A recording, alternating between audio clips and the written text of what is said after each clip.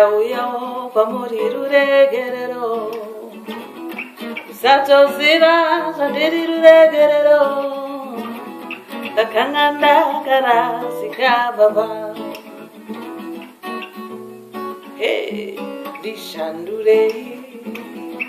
kuti ndive zvamuri ndigadzirire nzira yangu kwamuri ndibatsire ndiregere kurasika baba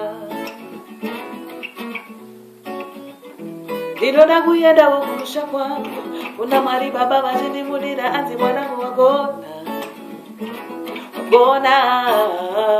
ndinoda kuendawo kumusha kwangu kuna Mwari baba vachindimudira anzi mwanangu wagona shanda ine karektawo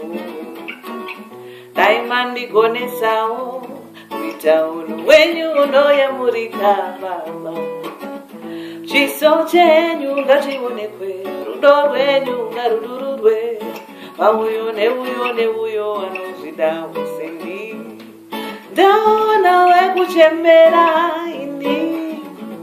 ndaona wekuturura nhamo dzangu ndaona wekuemera ndiye Jesu